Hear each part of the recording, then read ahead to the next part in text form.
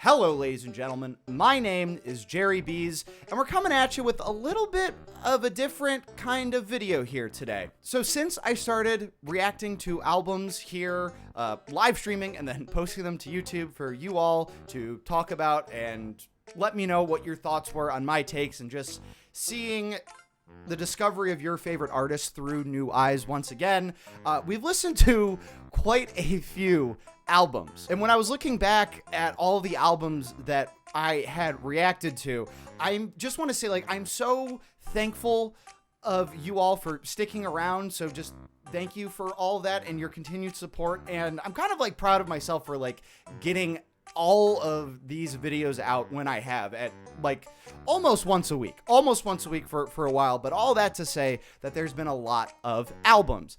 And I'm kind of in a lull at the moment, so I figured why not talk about my top 10 favorite albums that we've reacted to here on the channel so far. Now, I just want to kind of go over how exactly I'm judging these albums. So first off, maybe a disclaimer, these aren't the best albums. These aren't the objectively best. These aren't the greatest. These aren't the goodest of the good. They only are to me. So a lot of the time here on the channel, I don't give a shit about Pitchfork scores or what you got to say on Album of the Year or Rate Your Music or any of those other forums. I don't care. These are the ones that I like the most for the reasons why I like them. And that's it. I've been updating this list up until about last night. I've tried to come up with a bunch of different lists, but I think I can kind of land on this one. So another maybe little disclaimer here, and I think I speak for a lot of different people when I say that maybe your favorite song or your favorite album or your favorite artist changes with time. You know, there are ebb and flows to what your favorites are. So maybe the disclaimer here being, these are my top 10 favorite albums that we've reacted to so far right now. Because maybe in a year it's going to be different, right? And I do want to say really more than anything else, these albums, all of these albums are very special to me, and they differ from every other album I've listened to before, in that I've listened to these albums in the unique experience of streaming them with you all and enjoying these albums with you on live stream in the YouTube comments. And I think that really sets them apart in general. I don't think that there's anything necessarily bad about that, and to any degree, and actually I think I like some of these albums more because I was streaming them, and that's definitely going to be the case for a few of these. You know, I think that while listening to any given album, it can put you in a certain mood and put you in a certain space, and I think that that's kind of amplified when you are streaming, and or just when you throw out a reaction video onto the internet, right? It becomes this other thing. And so once again, just thank you all for being there through any of these albums. And if you're going to continue to be there, thank you again. This first album at number 10, my 10th favorite album that we've reacted to here on the channel, isn't really an album. I don't think it's more of an EP.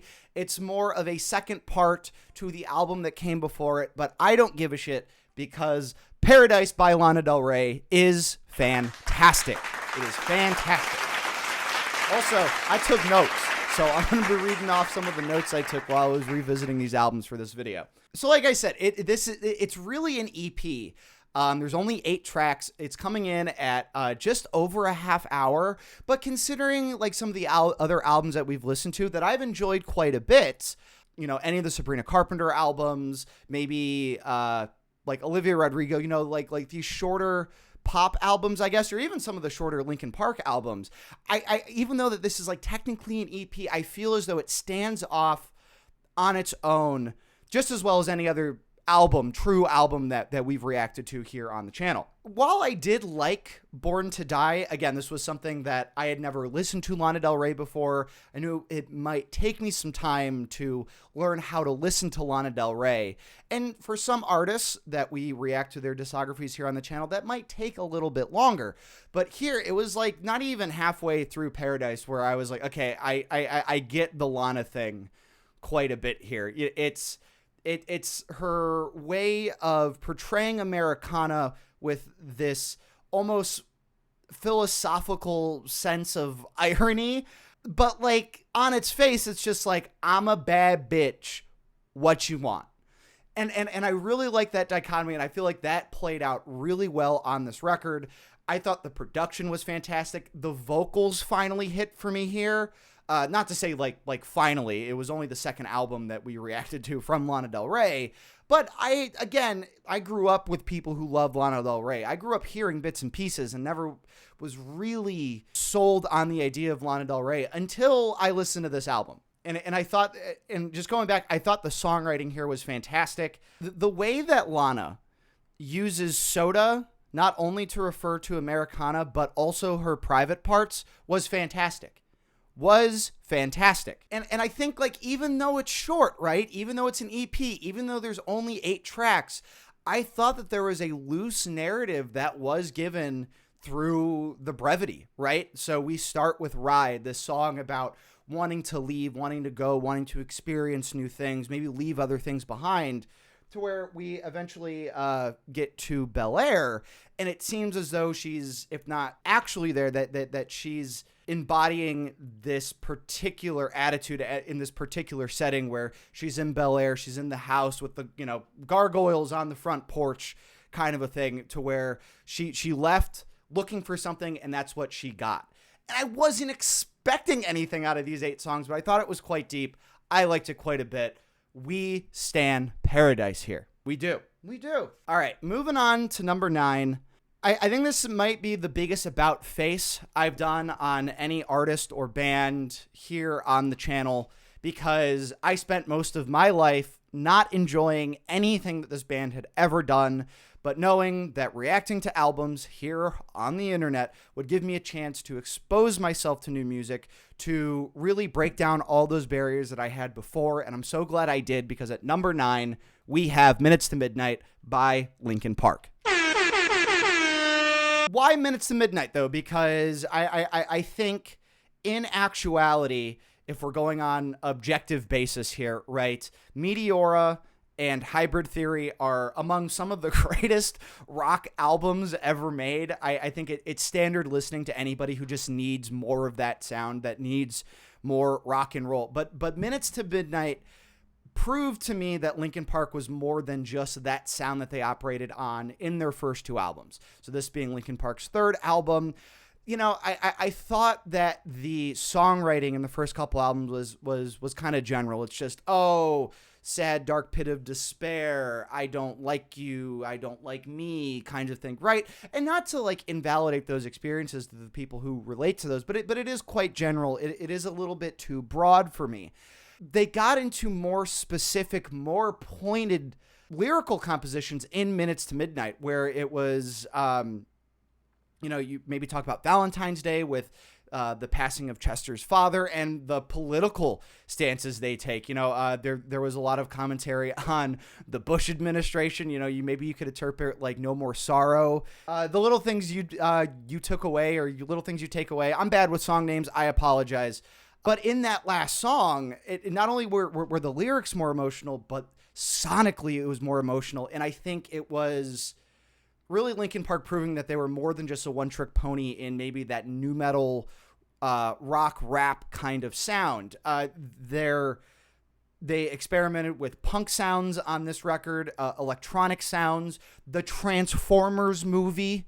I thought you were icky with this one, if I remember correctly. Well, and that's just the thing. The more time you're left with a record, the more time that you have to sit with its ideas and maybe appreciate a little bit more, or maybe to see that it wasn't as good as the first time that you listened to it. That's definitely happened to me here on the channel, but looking back at it, I really do think that this is not only my favorite Linkin Park album, I think it's actually their best, probably. No, fuck that, because Meteora and Hybrid Theory are just like way too solid. But for me, I feel as though like if you're a Linkin Park fan, there's just so much to enjoy here. Man. And also, I hadn't really ever given them any credit because I had never listened to a Linkin Park album before. Throughout all of their albums, whether I've really enjoyed their albums or not, I'm looking at you, Living Things, they are an album band, and I felt like the pacing in this one with the different kinds of sounds that they were kind of playing with, some of the new lyrical compositions, I felt like this one actually had the best pacing Certified Linkin Parker. That's right. Moving on to number 8, I want to share you with like a little anecdote before I move on. I said a little bit in the introduction where sometimes it's how you listen to an album and where you are when you listen to an album that kind of sets the tone for how you enjoy it. One of my favorite albums of all time, American Idiot by Green Day. It's one of the best punk records of all time. It's one of the best rock records of the early 2000s. It was a cultural movement that spanned a Broadway production, for God's sakes. But to me, that album will always be the album that I listened to when I took a family vacation when I was like 7 or 8 years old to Niagara Falls, had it in my little CD player, and I just think of upstate New York, and I think about the innocence and wonder of diving into a concept album for the first time. And so while it's not the same thing, I can't really take away the journey and the setting and how I reacted to this next album, because that's what kind of holds it special in my heart. Ladies and gentlemen, we have Midnights by Taylor Swift. Everybody knew this one was going to come, right? As I just got done saying, sometimes you need a little bit of time to stay with the record. I liked this well enough when I listened to it, when I reacted to it. But the more time that has gone on, I really do feel that it's this album, like this is my Taylor. This is what it is for me here. My Taylor Swift journey didn't start out with, do I hate Taylor Swift? Dude, man. No, it honestly started for rage bait, right? Straight white male reacts to Taylor Swift. Let's see what happens. And then it was just, okay, let's just see the evolution of the world's biggest pop star. And boy, did we see an evolution. My goal was not to shit on things I didn't like. It was to look at the things that I did like. And I enjoyed like watching at least the spectacle or the novelty of her trying all these different sounds, whether it be Reputation or 1989, coming from like pop country, right? And all these little different things that she had tried. But with Midnights, to me, it was really the first time outside of Folklore and Evermore that she got to her own sound. I think Folklore and Evermore stand to feature her most mature songwriting and composition to this day and are probably objectively her best projects. But it was missing something there for me. It was missing that pop element that I really enjoyed and that I think is really her wheelhouse at the end of the day. And not only did we get the mature songwriting from Evermore, from Folklore, maybe with less narrative, we got this subtle and even maybe more than subtle pop flavorings here. I mean, like Bejeweled and like Midnight Rain stand to just give me some of the best pop, not only the pop moments that we've seen with Taylor Swift, but the production, the vocal mods, the vocal mods, the vocal mods, the vocal mods, the vocal mods, the vocal mods, the vocal mods, the vocal mods. I loved how they produced this record. I know I talk a lot of shit on Jack Antonoff. I know I talk even more shit on Jack Antonoff producing Taylor Swift, but this album was so fucking cohesive to me, and maybe I'm wrong, but, hearing that this album won, like the Grammy for Best Album, I don't give a shit about what the Grammys ever have to say. I completely forget what this was stacked up against.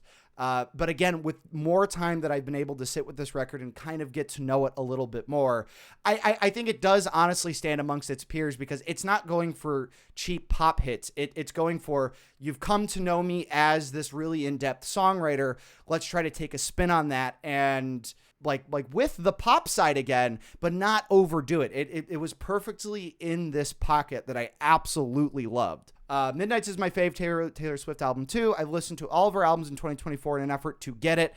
By no means say I'm a Swiftie, but I did find stuff I enjoyed, and Midnights slaps. Couldn't agree more. This next album was one that I didn't want to react to for the longest time because I was familiar with a lot of the songs that were on it already. That's a tough game to play because I want to react to an album where it's going to be a genuine reaction, where there's going to be shit that I've never seen before. But I took a chance on this next one, and I was very satisfied by listening to all the songs that I enjoy and like, but it got even more out of it after that. And ladies and gentlemen, coming in at number 7 is Blurry Face by 21 Pilots. So if you haven't watched my 21 Pilots Blurry Face reaction, kind of go over my general history with this album, I guess. I was always kind of a closet 21 Pilots fan. You know, when I was in high school, when this album came out, it was fucking everywhere. And I was already like, you know, a pompous, pretentious little, you know, music gooner then. And so all my friends were like, 21 Pilots, that's too popular. And like, even besides that, you know, it is maybe even quite obnoxious with how out in front a lot of the sounds are, and, you know, like white boy rapping over, you know, some rock and roll. I get it. I understand it. But I always kind of liked it. But just never sent it home for me. I never allowed myself to really dive into it. And with all of the other barriers that I had broken down here on the channel, I finally gave this one a spin, and I was so fucking glad that I did. It was all the hits that I enjoyed. Ride, Stressed Out, Hair in My Heart, plus more. And the more there was not really knowing that there was any lore to begin with. So this was kind of my introduction into the whole 21 Pilots lore. It may have been out of order or whatever it is. You know, maybe some of the fans could have said, no, you should start with this one and then gone to that one, or whatever it is. But as somebody who really gravitates towards narratives, I will always really appreciate that ambition and that goal for any project. But I like how 21 Pilots does it, because it's not, they don't really beat you over the head with their narrative. I think it's very subtle, and I think out of a lot of the other artists that we react to that have these narratively driven concept albums, they approach it with a sense of subtlety that it really could mean anything, where you don't need to know a goddamn thing about it and still relate to it enough. And I think that balance worked quite well with Blurry Face. I think Josh and Tyler are a dynamic duo, if there ever was one. They are so unbelievably talented in their production, in their songwriting, in their instrumentation. Josh, fuck. And so I got the most out of that with this. Not to say that Trench wasn't bad, but there's something about Blurry Face. And I think it's a lot of the hits on it too. But at the end of the day, you know, do I want to listen to, you know, Trench, where I think it's an overall better album, or is maybe something that I just like a little bit more?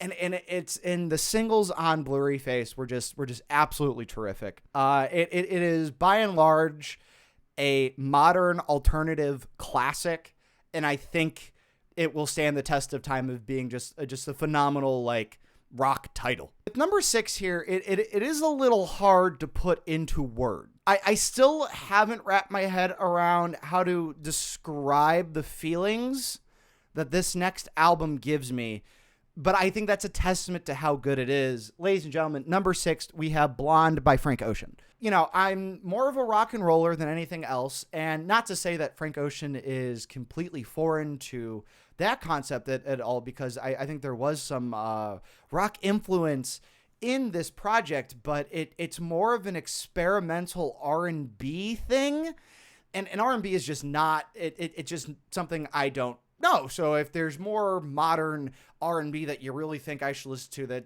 that's really going to grab a lot of attention, please do let me know. I didn't know what to expect with this album, and what we got was like this existential coming to age story that kept me on my toes, because I didn't know what the hell was going to happen next. And I didn't really care because of just how amazing everything sounded. This is like one of those albums where it just makes me hate myself, because I'll never be able to do anything this good. It feels like a dream. Listening to this album really does feel like Frank is kind of inviting you into his dreamscape. It's quite Lynchian in that degree, because, you know, there is no narrative per se, but there might be some type of loose story or themes, reoccurring themes that we see as we go along through the album, whether or not that's finding your place in, adulthood. You're living on your own in the city, and all the different people that you kind of meet, and, remembering the people that you used to be with. But for me, it will always be Self-Control. The track Self-Control on this album that just took the words and the breath right out of my mouth. I think it's like the heaviest I've actually uninvoluntarily reacted to anything here on the channel. That like drop in Self-Control was just absolutely insane. And it's really the kind of deconstructed non-linear compositions that he works with, which I could see people saying like, okay, this is just like a sound bath. Like I don't need to listen to this, but there's too much soul in every single one of these tracks for me to kind of just throw it off as like, okay, this is just, you just want to be cool and hip kind of a thing. No, there's way more to it. Gay yearning, I think, is a great way to describe it, Blair. Yes, it is gay yearning. So yeah, I think as time goes on, maybe on my, fourth, fifth, and sixth re-listen to this, I'll really have some more pointed criticisms or things to say about it. So maybe poo-poo on me for not coming up with something a little bit more transformative for it. But I think that's, at the end of the day, there's a certain power to music that it creates like an ineffable experience. And I think Blonde was definitely one of those experiences. Maybe once I understand it, it might get pulled back in the list. It might go out in front. I couldn't talk about my top 10 favorite albums that we've reacted to without talking about Blonde. We're entering into the top 5 here. A little disclaimer with these next 3, so 5, 4, and 3 included here. You could go either way, and any of these albums can be number 4, they could be number 3, they could be number 5. I did a lot of maneuvering here, like, no, I think that one's better, I think I like this one better, I think I like that one better, or maybe I don't like that one too much. But I feel pretty good with where we have them right now. So without any further ado, number 5, Preacher's Daughter by Ethel Cain. On the channel here, this was the first time that I had ever given the masterpiece tag to an album. I am always completely, I mean, what's the word for it? I am just transfixed and humbled by this album. It's another one of those that I say it about Frank, and I think, you can kind of extend this to a lot of the other albums that we have to talk about here in this video. It's like the talent that comes out of Hayden in all of her projects is really something, but it just goes to 11 here. It just does. Easily the strongest narrative in any album that we've reacted to. So, this tale of Ethel Cain leaving the church and, rebelling against her past and her God, and, all of the terrible tumult that kind of came with that by the end of it. I won't spoil it, because if you've never listened to this album, it really pays to follow along with the lyrics, with the narrative. And that's not all that you get out of it. The vocals, the production, the mixing is perfect. There is a little bit of genre blending, but at no point does it feel like Hayden's reaching to any degree. It all still sounds like it belongs on the project. And yeah, and if I haven't said thank you enough in this video to my community, thank you all for getting me hip to this, because obviously we just reacted to Willoughby Tucker, I'll Always Love You. I was looking for Preacher's Daughter Part 2, and I didn't get it, but I still got everything that I love about Ethel Cain, and even some of the earlier stuff, like I had just reacted to Crush, on one of my paid reaction streams, and this kind of loose, kind of poppy shoegazy thing that she does so well was featured in this album, but also like just these spaces for you to feel like just as lost and scared as the character, and maybe even Hayden really felt at one point. I think there's also a big distinction between, being vulnerable as an artist and still being artistic. You can be vulnerable and just tell me everything that's actually happened to you, but put a spin on it. And I think that's exactly what this Ethel Cain character did. And I know that this album is just one piece of the larger Ethel Cain saga. That lore can go on and on and on. But this snapshot, this story was one of the best album listening experiences I've ever had. I feel like fans get so in the weeds on people perfectly understanding the story, but the album is so good, you don't need that at all. It's a phenomenal album anyway. Yeah, and you know, like, I understand that there's more to say after this, that there's probably even some prequel stuff that I didn't even get to. I don't know. And I'm not even going to say that I don't care, because I think that there's enough here to where if you want to get into it, this is a perfect jumping off point. I'd probably even say the best jumping off point for Ethel Cain. I am so excited to see where she goes in the future. I'm glad that she was able to wrap up the Ethel Cain story, but I mean, not only is this someone to look out for, this is somebody honestly to look up to, in all the best ways. Also, I can't listen to Thoroughfare without like feeling like I want to run out the door. Next up at number 4, I think it was Preacher's Daughter, and this next album I kind of put in each other's place. It's hard for me to kind of differentiate the two listening experiences, because I thought both were equally as powerful, but I think at the end of the day, one edges out the other in terms of my affinity for them. So coming in at number 4, we have Death Consciousness by Have a Nice Life. You know, what is there to say on Death Consciousness that hasn't been explained in a multitude of video essays here on YouTube? Not a ton, but I might as well just echo a lot of those feelings. I never really had an ear for shoegaze or industrial for this album, and I think that there might be some shoegaze and industrial purists that say, why would you say that, you know, Death Consciousness was the one that made you get an ear for it?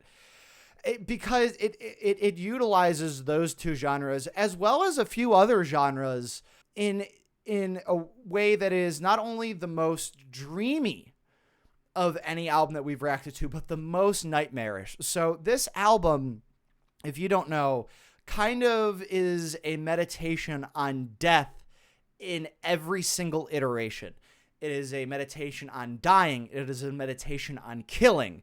It is a meditation on killing the past, present, and future. Society, our ideas therein, the death of hope, it is so utterly helpless that by the time you're done listening to it, you feel so inspired to be alive. And I was so glad that I lived long enough to listen to this.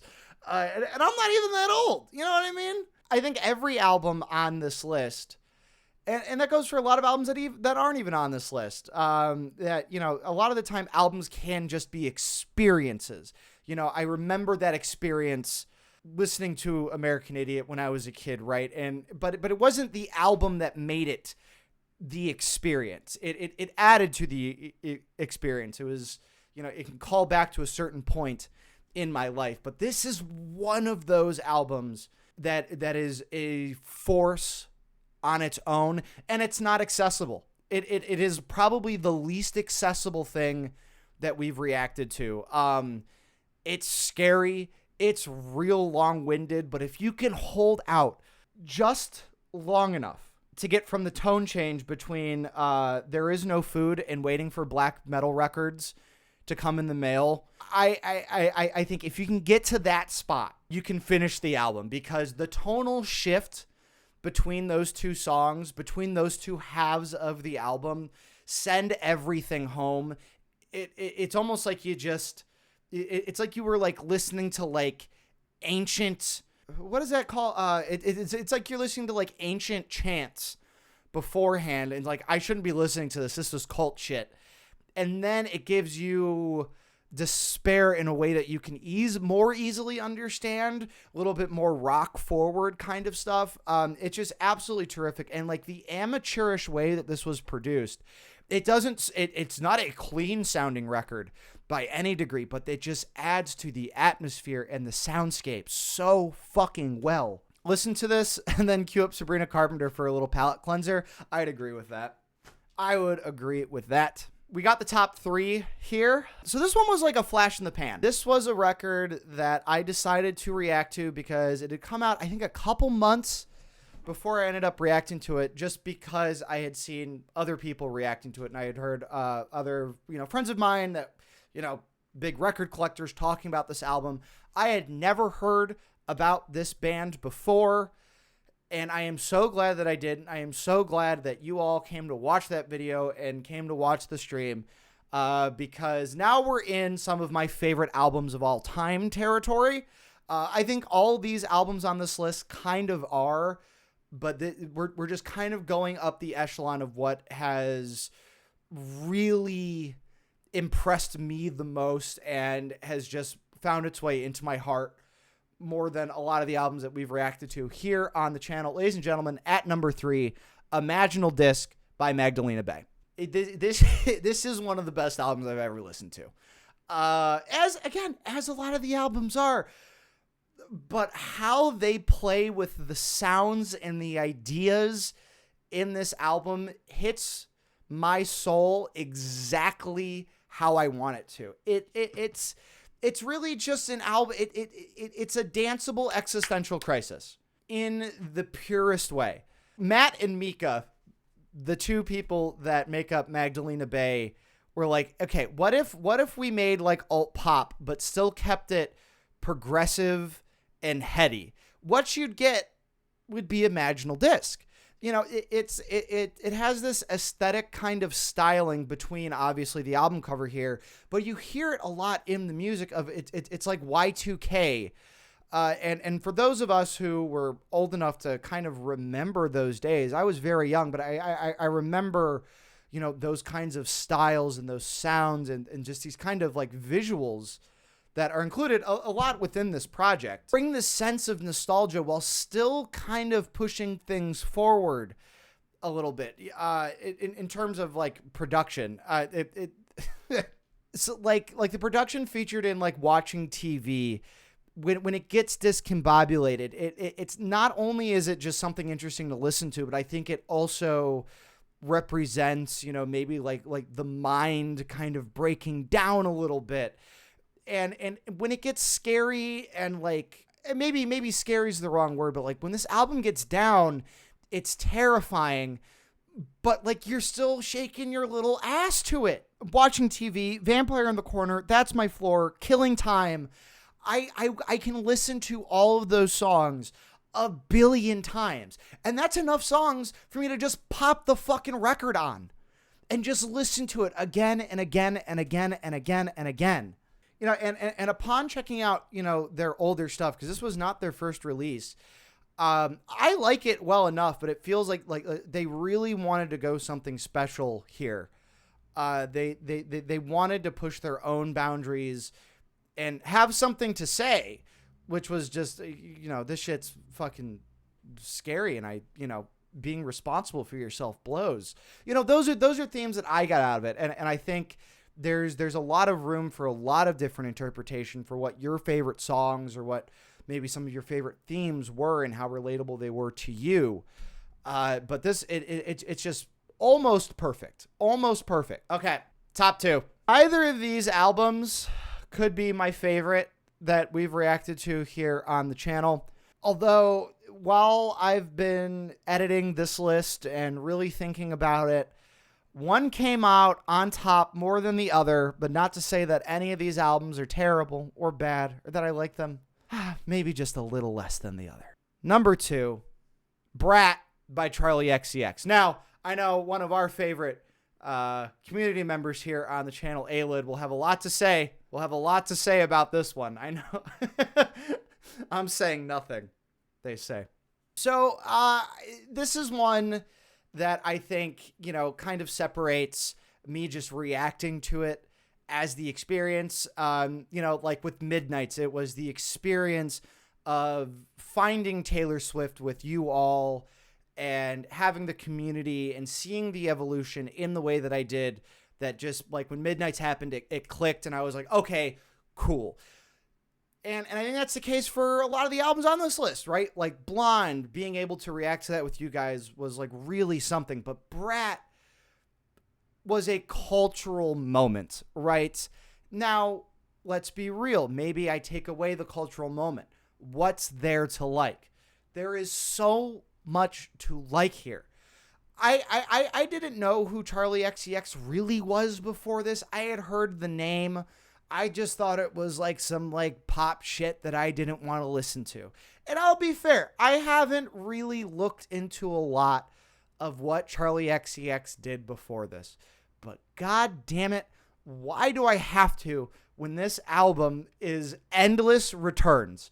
And when I mean endless, I beat the piss out of re-listening to this record. I could not stop listening to this album. It just boils down to like, be a bad bitch and move on. You know, I could talk about, oh, it's a meditation on death. Oh, it's coming to age. It's an existential crisis. This is, do you have Coke or not? No, bye.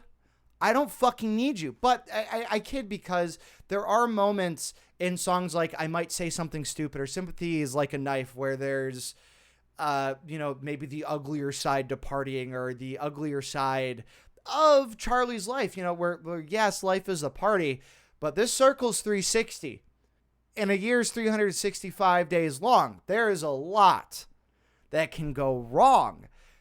And I thought that the production and the instrumentation work so well with the vibe that each one of these tracks is trying to give off. Back to back, Sympathy Is a Knife, I Might Say Something Stupid, Von Dutch. This album is so short, but it's so dense in its goodness. And I'm not the biggest EDM house electronic guy. I've listened to all the Daft Punk that needs be, Justice, but like all that to say, it's all very surface level. So maybe there is a better modern day electronic house EDM thing, dance pop, like true dance pop for me to listen to that beats out Brat.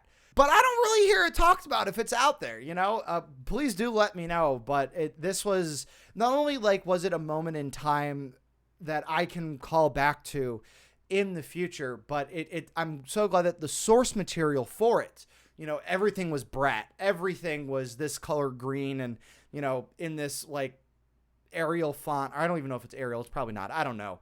But it was one of those few things that I felt like, the craze was justified once I finally got around to listening to it.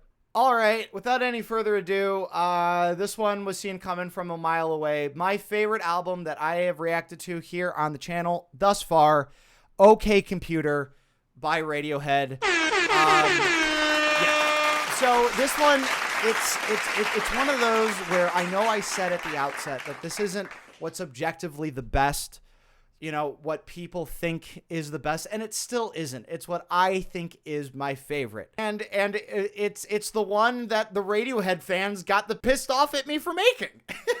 They got the most pissed off at me for making. I still kind of like am not opposed to making like clickbaity, rage baity titles like Non-Virgin reacts to Radiohead. But, I definitely peeled it back a little bit after that, just for how infamous the thumbnail on that one went. And thank you for everybody, all you Radiohead fans that were in the comments, for at least the ones that gave like constructive criticism. Like, hey, maybe you should like stop pausing it every like 9 seconds.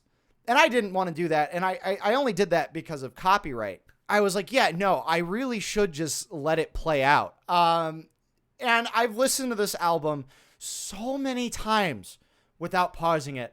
But even pausing it every 9 seconds, I fucking loved this album. Again, it's my favorite. So where am I coming from? I was coming from more of a rock background.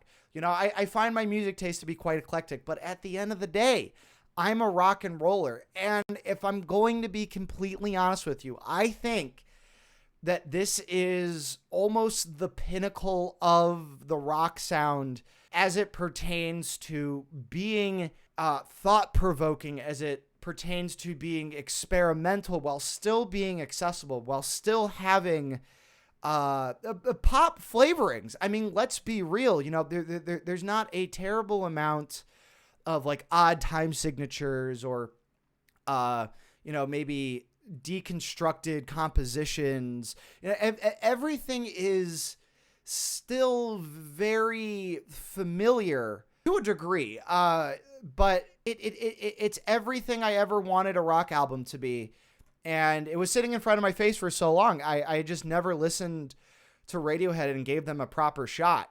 This is OK Computer features one of the greatest opening 3-song runs that I've ever listened to. Airbag to Paranoid Android to Subterranean, Homesick Alien. The opening to this album could not have been any better. Phil Selway on the drums is just terrific. The Greenwoods, the Greenwoods, they're just so goddamn good. Like it's some of the best rhythm section I've ever heard. And it's over all of like this like technological dystopian bullshit that like hits home for me really hard. And you know, obviously this came out in the 90s, so like, you know, Y2K was on the mind, and AOL IM and all this other crap. But it like this album was ahead of its time and kind of how it approached those issues. And another big theme that OK Computer touches on is one that Radiohead touches on a lot, which is one of isolation. And, you know, with Subterranean, Homesick Alien, and even No Surprises, you know, this idea of isolation and of being alone, feeling as though you don't have a place as everything kind of gets more technological and we all kind of become obsolete, I guess. And it's in that way that I feel it's one of the most human albums I've ever listened to, which like seems like kind of bullshit, but I don't know. There's just something so human about all of the little electronics that they experiment with, and you know, these ideas of, you know, aliens, technology, all this other stuff. It is often regarded as like one of the greatest albums of all time, and I think I didn't listen to Radiohead for the longest time because I was like, okay, if it's great and so many people say it's great, I don't need to listen to it. I just don't. But that's how I felt about Taylor Swift. And I got so much out of that journey. And that's what I got out of Radiohead. And that's what I got out of OK Computer specifically. I think Kid A and the Bends are probably, you know, some, again, you know, you could say that those are some of the greatest albums of all time. But I don't think there's any touching OK Computer. There's a thing that I think all of us have, and I'll end it with this. Call it your soul, call it your heartstrings, but when you find one of your favorite albums or one of your favorite artists, you listen to a song or you listen to an album, and there's this feeling of, okay, they understand. They get me. You know, like they almost made this specifically for me. And I think that's a beautiful thing if you have those artists, those bands, those albums in your life. And OK Computer was one of those. It was, I may have had like a looser abstract idea of how I figured maybe a great rock album could sound and make me feel the way that I feel. And it's almost ineffable. And OK Computer works in that wheelhouse and owns it. So that was my top 10 list of my favorite albums that I've reacted to here on the channel. Did your favorite album get featured on this list? Did it not? Tell me why it should have. I'd love to know what you have to say. And more than anything, thank you all again so much for supporting the channel, for watching all these videos, for recommending me albums to listen to. I hope to do another one of these ime a year from now once we've reacted to, you know, 30, 40, 50 more albums or something like that. I am still overwhelmed that even, you know, 1,000 people watch some of my videos sometimes, or it's 10,000 if it's like a big pop act or something like that. I really like doing this. I like doing this for you guys. You guys do a lot for me just with all the conversation around it. So thank you once again. I've been Jerry Bees. You've been awesome. Take it easy. Diggity dog. Breaking. Diggity dog.